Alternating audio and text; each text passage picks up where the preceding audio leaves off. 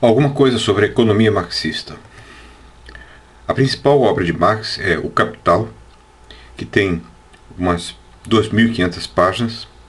Marx foi capaz de publicar o primeiro volume em vida, sendo os dois outros volumes publicados por Engels após a sua morte. O principal objetivo da obra é fazer uma crítica à economia política tradicional. Marx faz uma análise do conceito de trabalho. O trabalho é parte essencial da existência humana para ele. O homem se objetifica em seu trabalho.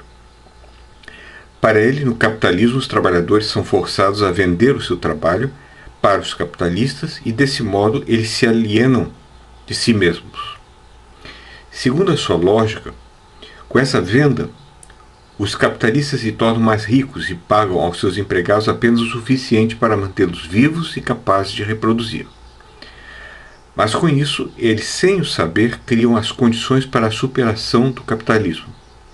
Um problema que Marx notou no capitalismo de sua época é que nele o trabalho deixa de ser parte da essência humana para se tornar um sacrifício da vida, pois a vida real dos homens em geral começa quando termina o trabalho. Quando Marx se pergunta como são determinados os salários, ele percebe que o preço do trabalho é determinado da mesma maneira que qualquer outra mercadoria, ou seja, pela lei da oferta e da procura. O trabalhador nada mais é do que o possuidor de uma força de trabalho que ele deve vender ao capitalista em troca de um salário. Mas a tendência, pensava ele, é de que os salários baixem até se igualarem ao seu custo de produção, que é o de manter os trabalhadores vivos e capazes de se reproduzir. Quando as mercadorias são trocáveis, elas possuem valor de troca, preço. O valor de troca de uma mercadoria é, para Marx, a quantidade de trabalho investida em sua produção. Ele pode ser medido pelo quanto pode ser trocado por ela. Por exemplo, 1 kg de açúcar pode ser trocado por 2 kg de batata. O dinheiro é o mediador entre as trocas das mercadorias. Exemplo, pago R$ 2 por 1 kg de açúcar para que alguém compre com esse dinheiro, digamos, 2 kg de batata. O conceito de valor de troca é contrastado com o conceito essencial na economia marxista, que é o de valor de uso. O valor de uso é o poder de satisfazer as necessidades das pessoas. Coisa simples. Curiosamente, eles não precisam se corresponder. 1 quilo de açúcar tem um valor de uso que deve ser maior do que um colar de pérolas, mas o colar de pérolas tem um valor de troca muito maior. O valor de uso não depende do mercado, mas o valor de troca depende do mercado. O capital é uma soma de valores de troca, algodão, máquinas, edifícios, etc. Mas nem toda a soma de valores de troca é capital. Ela é, quando é capital, é somente quando é a soma de valores usados para aumentar a si mesma ao ser trocada por trabalho. Assim, o capital depende do trabalho assalariado para existir. Os interesses do trabalhador e do capitalista não coincidem, pois nossos desejos são de natureza social, produzidos por nossa vida em sociedade. Por ser assim, o nível de vida do capitalista tende a aumentar sempre mais, diferente do interesse do trabalhador. Um resultado desse estado de coisas é que, mesmo que o salário do trabalhador aumente um pouco em termos reais, no capitalismo o fosso social a separar as classes aumentará sempre mais. Isso é um fato sempre notado por economistas, como Ricardo, é o de que a tendência natural de qualquer economia é de que os ricos se tornem sempre mais ricos, pois o capital tende a se concentrar em poucas mãos. Além disso, o capital aumenta a sua dominação pelo aumento da divisão do trabalho. Além disso, essa divisão aumenta a produtividade e a competição entre os trabalhadores, diminuindo assim os seus salários. Isso torna o trabalho monótono e alienador. E, além disso, produz a falência do pequeno capitalista, que se transforma em proletário. Isso é o que acontece quando a economia laissez-faire, laissez-passer, completamente solta. Finalmente, vem a crise. Com o aumento da produção, buscam-se novos mercados, mas eles são insuficientes, de modo que haverá uma superprodução, Para amenizar o problema, o salário diminui. Mas se o salário diminui, o poder de compra da população diminui, aprofundando a crise. Como resultado, o lucro dos capitalistas também diminui. Passando por uma sucessão de crises cada vez mais profundas, Marx achava que o capitalismo iria no final se autodestruir, levando os trabalhadores de roldão. Essas suposições pareciam bem plausíveis na época de Marx, quando movimentos de revolta dos trabalhadores eram comuns. A Comuna de Paris foi o movimento mais importante, que se deu em 1871, quando Marx ainda era vivo.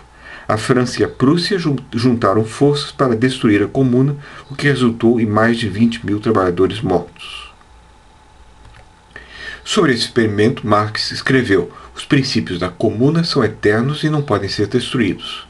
Eles se afirmarão a si mesmos sempre outra vez até que a classe trabalhadora seja emancipada. Marx distingue entre trabalho objetificado e trabalho vivo. O trabalho objetificado é a quantidade que o capitalista decide pagar pelo trabalho. Isso é diferente do trabalho vivo, que é aquilo que o trabalhador realmente é capaz de fazer. Isso é, o trabalhador ganha uma soma fixa, um trabalho objetificado, independente do quanto ele produz. Aqui entra a famosa noção de mais-valia de Marx. Mais-valia é aquilo que o capitalista consegue extrair do trabalhador acima do valor de troca que ele deve lhe pagar por seu trabalho. Suponhamos que o trabalho de 12 horas seja pago com R$10, mas que um trabalhador faça esse trabalho em 5 horas. O resto será mais-valia, as outras 5 horas de trabalho. É assim que, pela capacidade do trabalhador, pela própria capacidade do trabalhador, ele é explorado pelo capital. O valor de troca das mercadorias é resultado do tempo de trabalho investido em sua produção, como dissemos. Marx acha que no capitalismo, por tomarmos as mercadorias pelo seu valor de troca, sem termos consciência do trabalho nela investido e desconsiderando o seu valor de uso, nós as tornamos fetiches e nos curvamos a elas como religiosos diante de ídolos. O valor de troca passa a ser aquilo que satisfaz nossos desejos e não mais o valor de uso. Assim, no século XIX, Marx já previu a sociedade de consumo na qual hoje estamos imersos. Aqui é o famoso quadro de Hieronymus Bosch, intitulado O Carro de Feno. O feno simboliza o dinheiro do qual todos estão à procura, todos querem subir no carro de feno. O curioso é que o quadro foi feito na Idade Média. Aqui está o original da Mona Lisa e à direita a cópia. Embora praticamente idênticos, há uma imensa diferença no valor de troca, sugerindo o fetichismo da mercadoria comum à sociedade capitalista. E aí está uma foto, presente ou futura, da meca do fetichismo do capital, que é Dubai. Se alguém se interessar em ir lá, eu pelo menos não. Para ilustrar o fetichismo da mercadoria, podemos expor uma história recontada por Alessandro Jodorowsky. É a história de um pensador medieval chamado Mullah Nasreddin, que ninguém sabe se era um sábio ou um tonto. Um dia Nasreddin entrou no mercado e saiu de lá com um saco de pimenta malagueta nas mãos. Ele se sentou em um banco e começou a comer as pimentas. Ao fazer isso, ele sofria muito, sua boca ardia, seu rosto estava vermelho, ele suava frio. Alguém passou e disse: "Por que fazes isso, Nasreddin? Não vês que estás comendo pimenta?" E Nasreddin respondeu: "Mas eu não estou comendo pimenta. Eu estou comendo todo o dinheiro que gastei para comprá-las."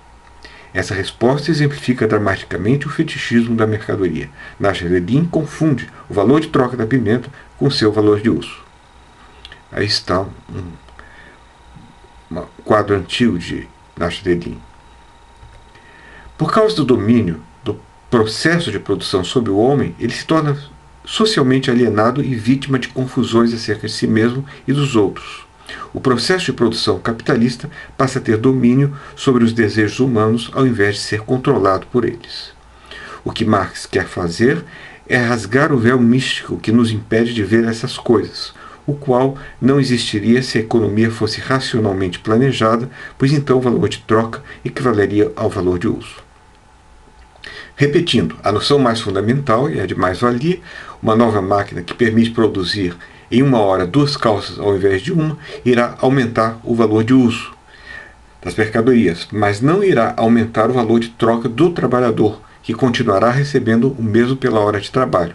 Assim, pela divisão de trabalho e por novas máquinas, o capitalista aumenta a produção, mas sem com isso beneficiar os trabalhadores. O aumento de produção não aumenta o valor de troca do trabalhador. Pelo contrário, ele diminui por item produzido. Para Marx, pequenos industriais não conseguem competir e o trabalhador recebe sempre menos. Pergunta: mas então o que acontece com a produtividade aumentada se ela não melhora o nível de vida dos trabalhadores? Resposta: ela é removida do trabalho do trabalhador como mais-valia. Assim, parece que a mais-valia decorre do aumento do valor de uso produzido às custas do valor de troca do trabalhador, que permanece o mesmo. Essa mais-valia é uma diferença que fica nas mãos do capitalista.